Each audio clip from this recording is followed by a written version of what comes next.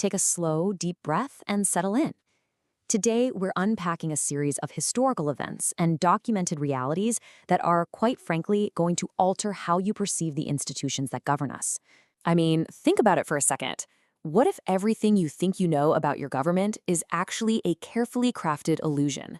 But what happens when the reality you've put your trust in is just a veneer designed specifically to hide deeply unsettling objective truths?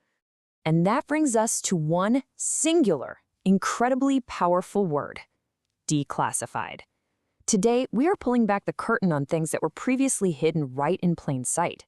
We aren't dealing in rumors here. We're dealing in documented facts. So let's start our journey with the first layer of secrecy: the physical body. It is a matter of documented, undeniable history that the government has experimented on its own citizens entirely without their consent. The basic autonomy of the human body was systematically bypassed by the exact institutions sworn to protect public health. 40. 4 entire decades. Really let that number sink in for a moment. This is the timeline of the Tuskegee syphilis study. You know, when we hear about historical atrocities, we kind of just assume they happened in the distant past, maybe the 1800s. But this massive scientific and moral failure spanned 40 years, and it only came to a halt in 1972. The details of how they executed this study are where the true horror actually lies. For all 40 of those years, the U.S. Public Health Service actively lied to hundreds of Black men. They literally told these citizens they were receiving free healthcare. Instead, under the guise of medical treatment, they were deliberately letting syphilis destroy their bodies, just so they could observe the progression of the disease. And remember, this is just what they've officially admitted to on paper. But if the physical body wasn't off limits, well, neither was human consciousness. We're moving now into our second point: weaponizing the mind. As we shift from the physical body to psychology, the scale of all this becomes even more surreal. In the mid-20th century, the focus pivoted toward achieving absolute control over human thought and memory. When you actually look at the timeline, there's this wildly disturbing overlap. While Tuskegee was quietly dragging on, the 1950s and 60s birthed MKUltra. During this period, the CIA was literally dosing unsuspecting American and Canadian citizens with LSD and other psychoactive drugs. The whole objective was to strictly test mind control techniques. They were applying the scientific method to psychological subjugation, anchoring these abstract, almost sci-fi horrors in hard reality. So what happens when an operation like this finally gets exposed? The files get destroyed. The CIA destroyed lives, erased memories.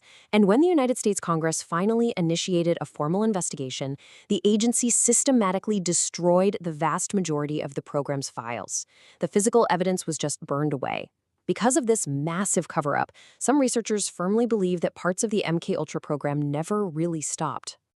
All right, let's zoom out a bit from the individual mind to society as a whole. Consider the illusion of privacy versus the stark reality. Thanks to the revelations brought forward by Edward Snowden, we now have undeniable proof of mass surveillance. The National Security Agency is operating on a scale that honestly makes the dystopian fiction of George Orwell look remarkably conservative. Let's break down the actual mechanics of this surveillance. The NSA doesn't need a warrant to continuously intercept your phone calls, your text messages, your emails, and your browsing history.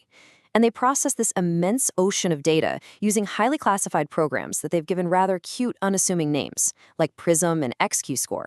The technology to watch every single move you make isn't some future threat. It already exists, and it's fully operational right now. Okay, shifting gears from data collection to macroeconomics, we are entering the financial matrix. We're going to look closely at the systems ostensibly designed to protect your wealth and stabilize the economy, because the institution we rely on for financial gravity is deeply, deeply misunderstood by the general public. 1913. That's the year the Federal Reserve was created. But here's the thing. The very foundation of this institution was laid during a highly secretive, undisclosed meeting on Jekyll Island. The genesis of modern American economics wasn't born in a transparent public forum. It was engineered in the shadows by a select few. Because the reality is, the Federal Reserve isn't actually a government entity at all, and it certainly wasn't designed to protect you. By definition, it's a private banking cartel. It controls America's money supply. That means every single dollar you earn inevitably loses value through inflation, an economic condition that they themselves help engineer. They control the flow, and they control the drain. And that brings us to a pretty chilling, historically observed correlation. presidents who have aggressively challenged this banking system and pushed back against its control, well, historically, they didn't live very long. Is that simply a coincidence? I'm just presenting the historical pattern to you objectively, allowing you to draw your own conclusions about the proximity of power, money, and sudden tragedy. Now, let's escalate things from earthly economics to the very fabric of our global reality. We are stepping into an area where the government has suddenly, inexplicably changed its decades-long narrative. We are looking beyond human reality entirely. You've probably heard the term UAP, Unidentified Aerial Phenomena.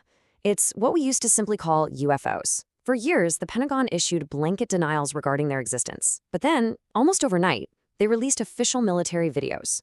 They admitted, on the record, that these phenomena are absolutely real, that they're operating with total impunity within our airspace, and, most surprisingly, that the government does not know what they are.